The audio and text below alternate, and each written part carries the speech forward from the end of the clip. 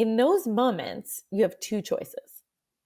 You can keep going and just be like, well, this is my schedule. This is what is scheduled. I have to do all of this, because if I don't, the world is going to explode, or like some sort of, red alert button is going to go off. That's one choice. Your other choice is to say, of all of these things, do they really all have to get done right now in this moment today?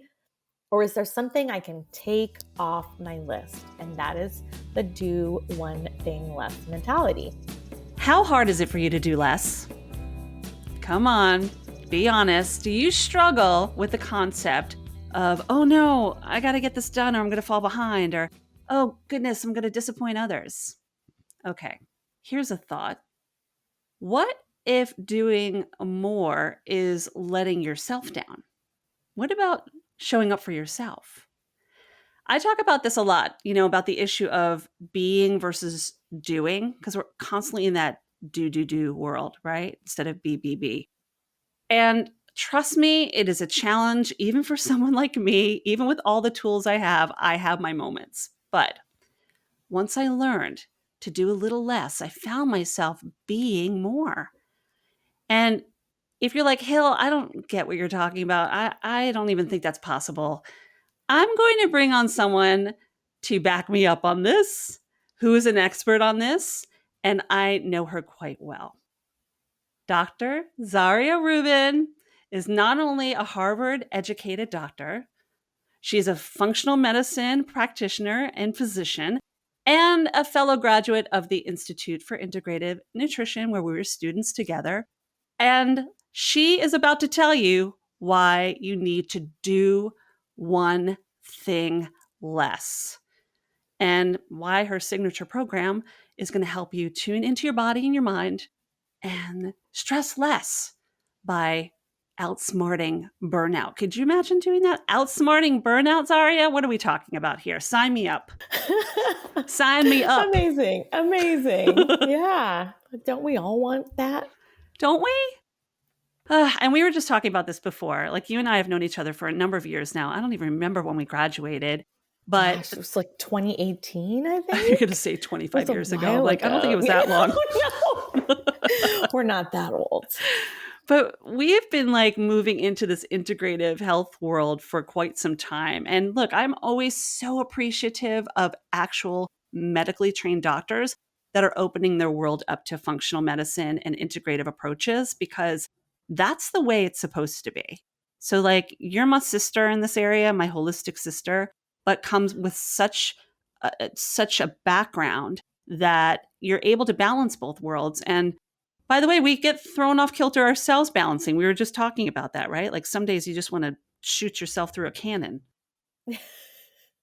Or just crawl back inside the cannon and just stay there. Yeah, right. 100%. Yeah, no, I think you bring up a really good point that sometimes the worlds can be a bit divided in terms of medicine, medicine, and alternative medicine, or complementary or integrative medicine. And I love that functional medicine kind of bridges that gap and allows me to combine all of my medical knowledge and all of my training with all of this additional training and insight and resources in terms of like putting the whole person together and really getting deep and getting at the root cause and helping women heal themselves from the inside out. Because if you're just starting from the outside, taking pills or whatnot, it doesn't always do the trick.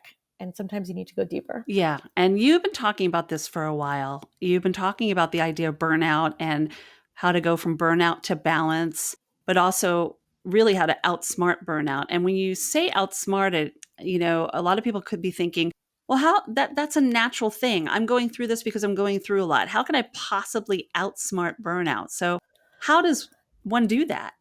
Well, yes, it's like the devil, right? So I think we really have to start from a fundamental level of getting in touch with your own body and getting to know your body and your mind and the connection, and being able to recognize those check engine light symptoms and moments, and also being able to understand a bit more about burnout and what it is, because I think a lot of people struggle with it and suffer from it, but don't know that they have it and say, "Oh, no, I'm not burned out." I mean, I don't think I would have even labeled myself as burned out when I was burned out beyond belief for the first time back at the end of my medical training. I just I think people label it stressed or busy Mhm. or tired or maybe depressed. I don't know.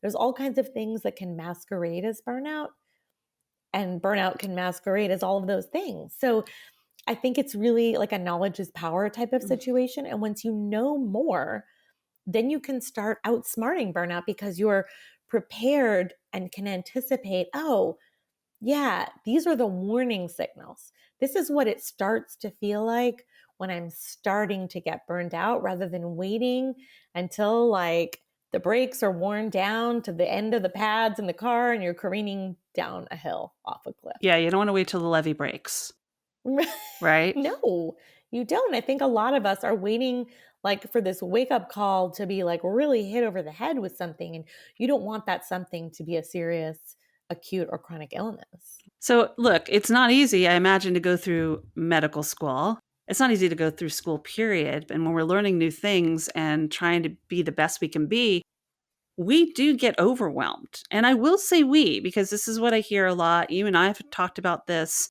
and I'm sure from your patients with my clients, that's such a common thing that we hear. I'm overwhelmed. I'm stressed out. I'm burned out. I've got no time. I'm running out of time. And all of that infiltrates that part of you, that brain that hears those messages and then is like, all right, you're burned out. You're stressed out. You're overwhelmed. And then you feel it in the body, right? Yes, So, 100%. how do we go about outsmarting the burnout? Well, listen, I mean, there are definitely going to be stages and phases of life where things are going to be intense. Like, yes, if you are in medical school or if you are having a baby, and you have a newborn or you've just moved to a new city and started a new job and started a new relationship. Like there's going to be these moments in your life where yes, it is going to be a lot. And that's okay as long as it is somewhat temporary. And the body is designed to, of course, to be able to handle stress in the short term. We're designed for it and even kind of a little bit in the medium term. But if it becomes a long term chronic state, if it becomes your new normal, that's when it sort of becomes a problem. And and then you just start to normalize things that are not normal, like not sleeping, not eating well, feeling stressed all the time, having heart palpitations, feeling jittery, having anxiety attacks. Like some people just sort of think, oh, well, this is life. Yeah, life is hard, life is stressful. So I think we have to also stop normalizing all of these things and, speak up, speak out, because burnout can feel very isolating. You Mm, can feel like you are the only person on earth who feels this way. And why does everybody else have it figured out? mm, Why is everybody else not struggling? Well, they are. They're just, nobody's talking about it. yeah. And, we're kind of all in our own little bubbles and our own little worlds. And we're seeing the idyllic, the highlight reel on social media and thinking that everyone else has it all figured out. That can cause the burnout as well, the constant need to post on social media in this day and age. Another thing we talked Yeah. about, right? That Yes. Yes. it can be fun, but also when it becomes a job and it's not your job, it might be part of your job, but that's where you maybe hopefully hire out to have people support you in that area. The problem is that social media can also be very damaging, and much like they should put warning labels, well, I think they're even talking about that, putting warning labels on social Yeah. media, much like they used to do on cigarettes, because it can burn you Yeah. out. It's Yes. exhausting. It's addictive, It's it's addicting. exhausting, and because it counts on this, like, constant dopamine hit of new information, likes, Follows, all that. feedback, follow those are all dopamine linked, reinforcement behaviors Yeah. that social media thrives on, and then there's, of course, the comparisonitis, and we know that comparison is the thief of joy, Mhm. and it's just, it's great to learn from others, but if you're constantly comparing, especially like I said, if we're comparing to the highlight reel, it's not a realistic comparison. And also, that person just maybe at a different stage in their journey. They maybe have been in business for 20 years and you're just starting out. Or maybe this is their fourth or fifth kid and it's your first kid, you know? So you can't always make those comparisons. Or maybe, they don't have any kids and Mhm. they're like, oh, I'm working so hard on my business. And you're like, why am I not working on my business? This sucks. And I think that you just have to, you know, the balance of this social media and comparison is sort of perspective Mhm. and introspection as well, of just like, hey, you know what, this is not about everybody else. It's about me and my life and what is working for me in my life in this moment, in this season of life where I'm at. And the more that we struggle against it, the harder it becomes to break out of it. And the more we kind of relax into it and think, okay, like this is where I need to be right now. Mhm. This is where I want to go. Like, yeah, I'm not suggesting that people just do nothing and be complacent in their lives if they want to achieve certain things. Of course, I'm like a huge overachiever. So I would never say don't pursue your dreams or your passions, but do it in a way that's not self-sabotaging. Yeah. And it's hard to change a habit, or we can get into the idea that, oh, I can't do that. It's too hard. Let's say it that Yeah. way instead. So when you are putting out there, do one thing less, like I said at the top of the show, just the idea of, oh gosh, doing less means I'm not going to achieve as much, or people might think I am not showing up, or I'm lazy, or we start putting labels on ourselves. So Yeah. that whole idea of do one less thing, how can you effectively do one less thing and come from an empowering place about how you're Yeah. taking charge of Yeah. your mind, body, and spirit? Yeah, I mean, this is a great question. So, in my TED Talk, which is about this, I go through kind of step by step what it might look like or what it really is about, because of course, you might think, well, I'm just going to be far less productive and achieve a lot less. I mean, we are doing less after all. So, gosh, this is a terrible idea. But we have learned time and time again, and studies have shown that when you try to multitask, when you try to do too many things at once, you end up doing all of those things poorly or not at all. Rather than being more focused and more intentional, when we are trying to work on a project or we're having a meeting and we're getting interrupted, every single email interruption or every phone notification, every ping, every ding sets us back. The exact figure eludes me, but it's like 27 minutes, I think, of like recoup time from each interruption. So, yeah. Oh my gosh, I So, felt that. and it's so true, right? And then you're sort of like, well, where was I? What was I even working on? What's happening? What day is it? I don't know. Yes, and then add in those of us who are like going through or are perimenopause or menopause. Oh, We just don't blame it even on get me that, started. you Well, know? that is a huge factor, Yeah. actually, Yeah. because we know that women report burnout at much higher rates Mhm. than men. And whether this is actual, whether it's physiological, whether it's hormonal, whether it's biological, whether it's circumstantial, that women just have to play so many roles Mhm. and play them all really well. And men sort of generally have to play one or some combination thereof as to Yeah. why women are more susceptible to burnout. We know we're more susceptible to autoimmune disease Yeah. and other things. So the jury's still out, but yeah, for anyone who has gone through perimenopause or menopause, they know like it's no joke. Yeah. Your brain stops working. You're constantly stressed. You're constantly anxious. You walk into a room, you're like, why am I here? I don't know. Have you ever used your phone and turned the flashlight on so you could find your phone? Have I ever turned my phone on to have I ever turned my flashlight onto my phone so I can find my phone? Right. I think Yeah, you're gonna that's a win new on one. this one. That's a new one. Yeah. It's like, okay, it's dark. I'm just going to use the flashlight here so I can find it. Yeah. That's really the perfect example of the busy Yes, brain that exactly. And so how do we address that? yeah. Well, there's many ways. So we're going to come back to the do one thing less. Yeah. And then I think we also want to touch on mindfulness, Mhm. because to me, that's the greatest antidote to this busy mind and monkey mind and running around in circles all the time and being like, I'm so busy, I'm so busy. And yet I can't focus on what I'm doing. And that requires taking a moment, taking a pause out of your day or when you're at home in the evening or first thing in the morning and just whatever your practice is, it doesn't have to be meditation. It can be deep breathing, it can be yoga, it can be journaling, just something that takes you out of the constant swirl and puts you in a real time moment where you are living in the actual time that is now, and it is taking the correct time. You're not spiraling about the past or spiraling about the future. You are present and you are regulating your breathing. And it really does allow for that resettling and that grounding and that clearing of your mind.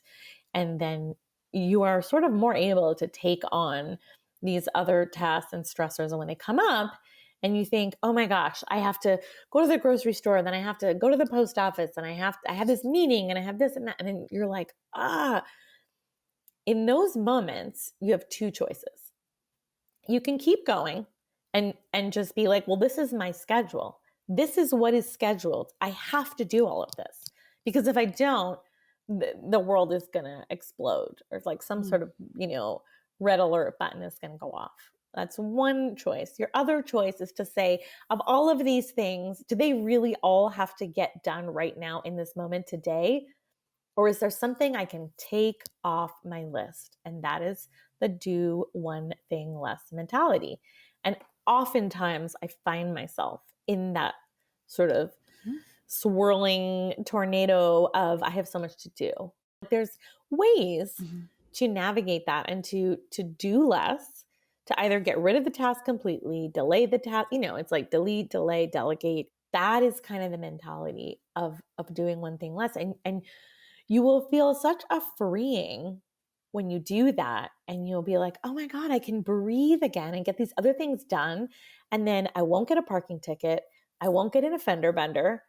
I won't, it's like, these are You the won't things put that your happen. flashlight on looking for your phone. You won't put your flashlight on looking for your phone. You won't be trying to Yeah. carry 20 bags of groceries out of your car, and then one of them splits, and then the groceries are all over the floor, and you're like, oh, if I had Yeah. just slowed down and just done one thing less, taken one less bag in from the car.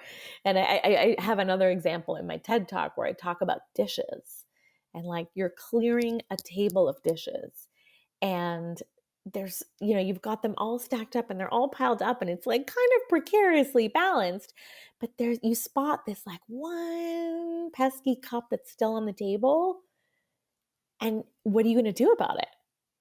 Well, of course, everyone's like, well, of course I have to grab it and stick it on top of the pile. And then all the dishes come crashing down, and you're surrounded by broken glass, and doing one thing less is leaving that cup on the table. That is a great example. And I see it visually because you had to go for that cup. You just had to go You for it. just had to, You because we're couldn't make a taught, second trip. Yeah. That is a really perfect example. And I think we do that in life all the time. all the time. And you keep saying the same thing over and over. I have so much to do. I have so much to do. Girl, I say that all the time. As recently as probably this morning. And then I Yep. have to take a step back and have a come into with myself, because Yeah. you will really, if you just, it's self-regulating. I love that you mentioned the tips and whatnot, because when you step back and you tell yourself, does this need to really get done right now? Is this deadline due today? And I'm a deadline girl coming from a background in journalism, Oh, but this is for anyone, 100%. right? Like Yeah. taking a step back and really allowing yourself a moment to breathe and tell yourself, hold on a second. Is it necessary in this moment? Right? It's easier said than done. It So I say to is. people, that this is a very simple concept, but it's not necessarily easy. Especially if we're used to doing it the other way. Yes. Yeah. And I have had so many, patients and clients and friends and whatnot just tell me, oh, and then I have this and this and this and this and this. And then I'm on this board, and then I do this thing and this activity and this. And I'm just like, girl, I'm exhausted just hearing about it. And Right. then I sort of gently might suggest, like, well, what would happen if you didn't do X, Y, Z? Or, oh, well, I couldn't because people are counting on me, or I couldn't because I agreed to it. And when I said, you're allowed to change your mind. You're allowed to cancel something, you're allowed to reschedule, you're allowed to put your needs first and put yourself first. But oftentimes people just simply cannot envision a different version of their current reality. It's a safe place too. It feels familiar. Honestly, it'll start to feel wrong Hmm. if you change it, Yeah. but that's how you know it's right. Right. That safe look, that brain is designed to keep us safe and be in danger mode. So when Yeah. things are kind of cool as a cucumber all around, it's quite common to be like, hold on, when's the shoe gonna drop? Right? But that's Yeah. actually a better place to be, you Yes, and know? your brain does wanna be in that state, in that your brain does not wanna be in fight or flight mode. That is not the normal cognitive resting state. That is a state that we have put ourselves Yes. in, Right. and that's To stay become alive. it's become familiar Yeah. and comfortable. Yes, because we're surrounded by so many threats, Right. real and virtual, Right. you know? But our brain wants to be in the parasympathetic state, not the sympathetic overdrive state. It wants to be in the rest, digest, create, like talk about, being productive or being creative. It's very hard to do that when you're in this constant And stress also mode. being hard on yourself. With something I find myself saying a lot to those that I am working with is it's not you, it's your brain. Stop being so hard on yourself. It's your Yes. brain keeping you alive and safe. And it feels like it's in danger, but is it in danger? Are you in danger if you don't grab that one cup? Are you in danger if you make Yeah. 2 trips? Are you in danger if you maybe grocery shop tomorrow? You Or know? for me, if you respond to that or don't respond to that comment on social media, Mm. because though that's not even real.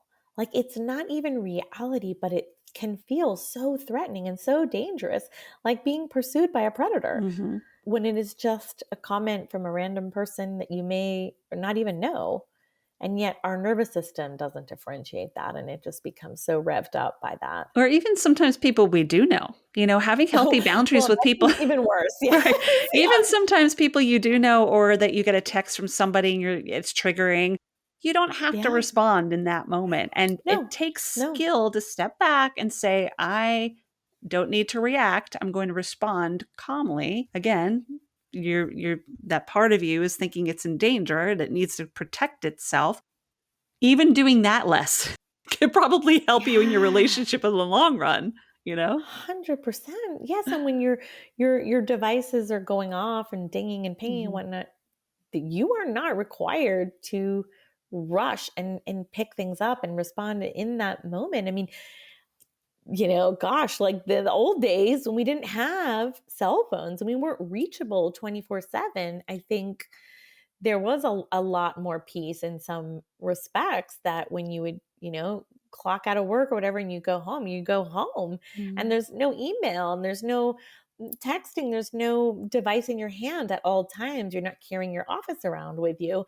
And so you're unplugged and you're Yeah. turned off and you're relaxed because you don't have to address any of these issues until, the following Monday or, the next day. But we don't have that luxury anymore. We don't. And I've noticed that we're seeing this more where people have a hard time saying no to other people, which in turn could be saying yes to yourself. Like the folks that keep their phone on all the time to answer clients or patients, unless it is serious, there's no need for you to have to respond to that in that Yeah. immediate moment to just give that person peace of mind when it's not urgent, you know? Right. I mean, it's a habitual, like, Pavlovian thing at this Oh, point. It's yeah. like, "Oh, I got a ding, I gotta respond. Right. I got a ding, I got a buzz, I gotta respond."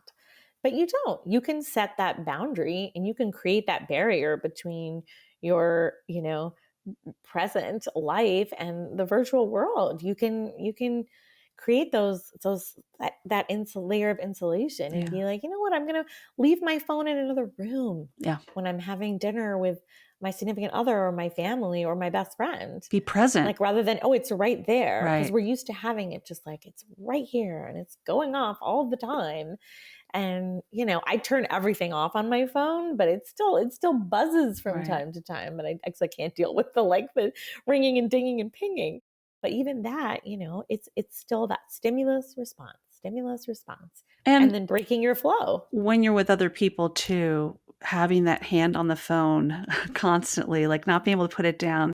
When I Yeah. was when I was teaching and still full-time in college professor work, I totally would tell my students, I'm like, there's no reason for that phone to be on the table. And if any of them are listening, they're like, oh yeah, Professor Russo used to do this all the time. I'm like, unless you're in open heart surgery or you're about to go into labor, which if you're in my class, you better not Right. be going into labor, that phone needs to be present because it's not, this is shared time. And Yeah. that should be the same way when you're at home. Like that's one thing less, right? Yes. Yes, Step it away is from tech. actually. Yes, and it allows you to be more present Yeah. in your world and in your life, and to make choices about what is truly important Mm, to you. yeah. That is also part of the philosophy of do one thing less. It's like prioritization, Mhm. and not placing everything at the same level of importance or value, because yeah, there are things that can wait, and there are things that require our attention in the moment. Amazing. So one thing I want to just share with folks that Dr. Zarya, do you go by Dr. Zarya or Dr. Rubin? I I don't even, do. I call you, I call you by your first name. I mean, listen. So Dr. Rubin was like when I was in the I wars and know getting you're wearing engaged, your it was white very coat. serious. And Dr. Zaria feels a little more personable, I think so. and so That's that's kind you. of what Yeah. I go by now. So, but I'll answer to pretty much I know. And I love that anything. You should about you. you should see what happens at Starbucks. Oh yeah, with how they spell your name. Yes, Like, yeah, yes. that's mine, whatever. It's always an adventure. Yeah. Well, you are offering a free Burnout to Balance toolkit. It's a download. This is really great. This is how to outsmart burnout. So we want to let folks know that'll be in the podcast notes with the help of Dr. Zarya putting that together. So definitely Yeah, download it's it. just like if you want practical tips, if you Yeah. want like actual actionable things and ways to get like a little bit more in touch with, hey, what are my triggers Yeah. for burnout? Or what does that look like for me? So you can get better at being a little bit of a detective and spotting things Love that. early on. So yes, that's all in the guide. Amazing. And I also want to mention if this conversation is like hitting you hard, you're like, "Oh, that's so me." Consider passing it along to somebody else cuz if I'm feeling it, Dr. Zarya's feeling it and you're feeling it, others are feeling it. Pass this episode along, let somebody else hear it so they're able to get the little tidbits that she's sharing and just be part of this conversation and know that you're not alone in the battle. And then, download the episode and listen to it and leave a thoughtful response. We always appreciate that. Let's talk about the difference between stress and burnout. This is a great Sure. topic. Sure. Yeah. So, like we sort of touched on earlier, there are stressors in our lives, from everything from waking up in the morning can be stressful, to driving to work, to getting honked at in traffic, to having a meeting with somebody you don't like, to eating a certain food that doesn't agree with your body. That is a form of stress. So Mhm. there are all of these, and there's different types of stress. So there's everything that I just described, and getting an offender bender. Those are all forms of acute stress. And then the other form of stress that is not talked about that much is sort of intermittent stress or episodic stress that recurs kind of on a regular basis. And maybe it's semi predictable. Like maybe it's your commute every day, that Mhm. it's kind of predictable, and it's kind of going to be crappy. And so the stress is repeated, and you are just like anticipating it, and so the stress itself becomes stressful. And then if these stressors continue for long enough, and or they don't let up, if like there's a very stressful situation, like you're in a bad relationship, or you're caring for somebody, or your job is terrible, like all of these things that become chronic Mm. stress. So it's the way I think of it, it's kind of a continuum. There's like the acute stress, there's the episodic stress, which is maybe in the middle, and there's the chronic stress. And then when the chronic stress really kind of builds up or becomes severe enough, that leads to burnout. Mm. I sort of see it as a continuum. Now, of course, it depends on how severe the acute stress is. I mean, there are some terrible, terrible stressors that could pretty quickly lead to burnout. I think if it's the severity, the intensity, and the duration that Mm. kind of all add up to create kind of the perfect storm for burnout. And oftentimes we've got multiple different areas. Like you might have a stressful job and a stressful relationship and something in your environment that is affecting you negatively. The lights are, really fluorescent and terrible at work, or you are eating something every day that you're actually sensitive to. And so all of these things just add up and they all work together to create your nervous system and all of your different body systems just being kind of like, I love yeah, that. I don't think so anymore. Yeah, and we do have good stress and bad stress. It's just being really aware of your body and how it's showing Yeah. up for you and how you're showing up for it, you know? Yes, there's good stress. There's like, getting a promotion or Right, getting married or having a baby. Those are all really good stresses, but they're still stresses nonetheless. And we right, can't forget that. So you might think, why do I feel this way? This is positive, right. It can still be stressful and still be a challenge. The the idea that there is more to medicine in the functional medicine world and also integrative health. I'm curious for you, what made you choose to go into the world of integrative and functional health and medicine? And you and I both were IAN students together. God, again, feels like forever Yeah, ago. I And what do you know. think your biggest takeaway was from IAN and the Institute for Integrative Nutrition as a health coach? Yeah, wow. I am a child of the 70s and 80s. And so I grew up in a pretty crunchy, health foody, hippie kind of household. Mhm. You know, everything was whole wheat. We had carob. Remember I carob? do remember carob. I've heard it's making a comeback in like culinary I like know. experiences and haute cuisine. Hilarious. And we were never allowed any sugar, Mhm. things like that. So I had a very healthy upbringing. So I have always had an association with like food and health and eating healthy and having that impact my health, which is, I think, a really positive thing. And, thanks, mom, for that. Mhm. And so I was attuned to that on some level and was kind of looking for that throughout medicine, but didn't ever get Mm. it. I mean, unfortunately, in my medical training, we had maybe half a day on nutrition, and that was about, the physiology of various like vitamins and minerals and how, you know, deficiencies are impacted, in terms of disease states. Mhm. That's it. Yeah. There was no food as medicine. There was no microbiome. We didn't know about any of that stuff. There was no, what you eat and the quality of the food you eat impacts your overall health, impacts your risk of chronic disease. Nothing. There were no blue zones. There was none of that. It's like I went to medical school in the dark ages, and I don't know that it's really that much better now. So I think there's a lot of ground to make up in medicine. And I think that it kind of behooves the whole profession to take a greater interest in prevention Mhm. and in, addressing the chronic illness epidemic that we have in this country and worldwide with things like diet and lifestyle change. And so I was very interested and passionate about that. And I thought, how can I use my knowledge and like use my superpowers for good and educate others and help others? And I wasn't in the mode of like, I want to be back working in a hospital 24/7. I wanted to serve and I wanted to do it in a way that was compatible with my mental and physical health, you know? Yeah. So I found IAN and I love the program. I love the concept of food as medicine and just learning so much about all of the different diets and lifestyle changes that we could implement. So many great teachers there, Mhm. like really extraordinary teachers like Mark Hyman and Deepak Chopra, and like just really amazing leaders in the world of functional health and mind body medicine. Yeah, we definitely learn from the best, and it's interesting that we talk about this concept of food as thy medicine, right? Which was Hippocrates anyway.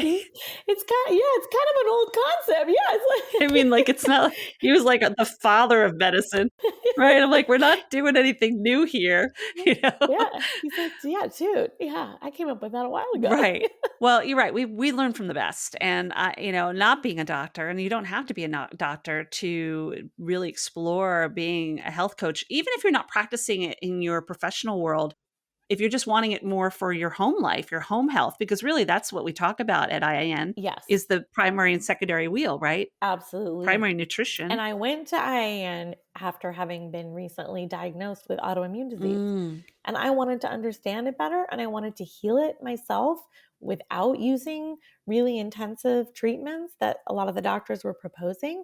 And so that was part of my motivation as well.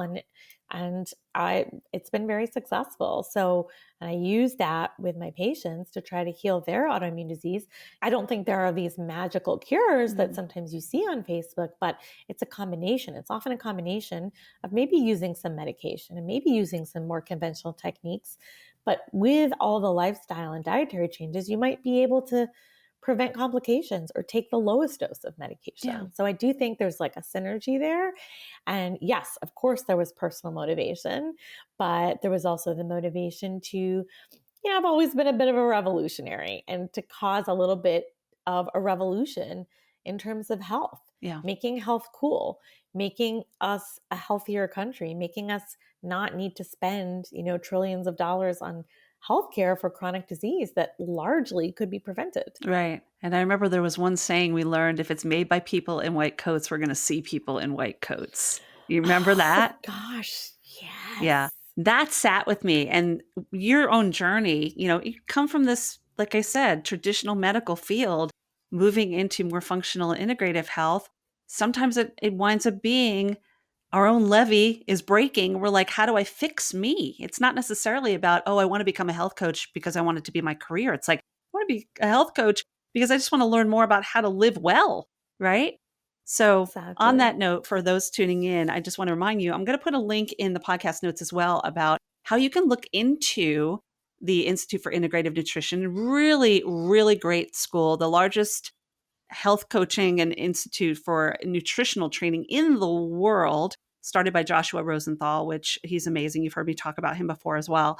But I'm going to put there a link in there where you can have access to trying to check out the program and Yeah. tell them Hilary sent you, and you never know, might get a little extra Yeah, perk and I there. mean, and you might like also make a lifelong friend Make a life. Look at because that. I the mean, people the absolutely. people that we met there, everyone comes from different walks of life. Hmm. We've got neurologists and broadcasters and we had nurses and stay-at-home moms and what we had all varieties of Yeah. people, and so it was really fun to be in that. Even though it's an online classroom, you still have that sort of you know sense of being together in a study group. Yeah, and you're building your holistic Rolodex. I love calling it that, like this Yes. holistic directory, rather, of those you can go Yes. to. Like, I know I have a holistic Rolodex of people I can go to, whether it's referring somebody to them, or I need them myself, or I just want to talk to them because I want to have empowering conversations. So there's definitely wealth and good health, right? That's the true currency. Yes. Definitely. 100%. Yeah. Yay. All right. So, once again, free Burnout to Balance Toolkit. We're going to share that as well, in addition to the links to IAN, how to outsmart burnout. And before we go any further, before I let you go, darling, I want to play a little game with you. Oh, okay. This is where I put on my I glasses that love you love. games. I love games. All right. So this is a word association game. I'm going to throw out a word that you said during this conversation. Come back with the first word that comes to mind. Little word association. Okay, here we go. Ready? All right. Reset. Button. Mindfulness. Meditation. Burnout. Do one thing less. Stress. Pressure. Multitasking. Distracted. Autoimmune. Disease. Less. More. Doing. Being. Being. At peace. Flashlight. Searching. Yeah. I was wondering what you're going to do with that one. We are constantly searching for being and being better, right? That was really fun. Isn't it? I know. I've always wanted to be on those word game shows. It is fun. And it gets your mind kind of thinking about things, like think outside the box a little bit, right? All right. Yeah. So, with us in closing, my dear friend, what would you like to leave and share with those who are tuning into Holistically Speaking? Oh, I think we covered so much today, and I hope that your listeners find it, kind of empowering and enlightening and enriching. And I think that, the one thing I didn't mention was that, yes, I had autoimmune disease, but I was eating a super healthy diet. I was doing all the right things. I was sleeping. I wasn't drinking, wasn't smoking, wasn't, didn't have family history, nothing. You know what I did have? A boatload of stress. And I think we underestimate the impact that stress has on our lives because we might be able to manage it in the short term, but in the long term, it will come back and bite you. And so rather than people often come to me and they say, how can you help me build up my tolerance to stress? I say, we're going to do the opposite. We're going to lower your tolerance to stress because I don't want you to be that frog in the boiling water. You know the analogy of if you take a frog and you put it in boiling water, what happens? It jumps out. It's like, Right. oh, I don't like that.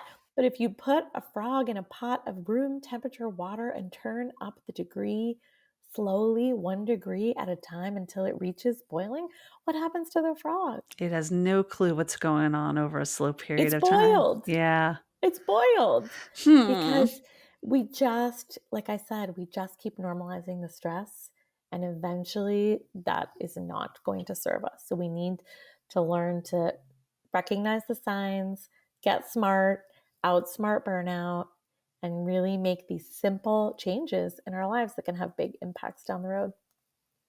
By the way, no animals were endangered during the episode. No frogs were endangered. I'm sitting here thinking about that poor frog. I know. Yeah, but that's a good point. Yeah. When we don't realize that the change is slow, when we don't realize things when the change is slow, it just becomes our everyday norm. Yeah. Exactly. Good point. Exactly. Thanks so much. So good to have you. Thank you for having me. It was so much fun. It was so nice to see you. All right, my friends, it is time to do one thing less. So do yourself a favor, grab a copy of Dr. Zarya's free download, the free Burnout to Balance Toolkit. This is full of ways for you to outsmart burnout. Could you imagine doing that? It is easy when you have the right tools, and Dr. Zarya is going to show you more. And you can connect with her as well. So I'm going to share all of those links in the podcast notes. And you heard us talk about the Institute for Integrative Nutrition. This is the school where both of us were students together. It is a wonderful school. It offers numerous programs in holistic health education for the body, for the mind, and for the spirit. And I'm going to do you a favor. I'm going to offer you a discount if you decide to sign up for any of their programs. Plus, they offer a free download guide so you can learn more about the program. But of course, you can always reach out to me and ask me more. I'm happy to share more about my experience with IIN and how it can help you and those you serve. And those links are in the podcast notes as well. Holistically Speaking is edited by Two Market Media with music by Lidmone Redding and of course supported by you. So thanks again for spending time with me and choosing to be kind to your mind. And I'm going to leave you with one final thought: to embrace that idea of choosing to do one thing less. You might surprise yourself if you do. I believe in you. I love you.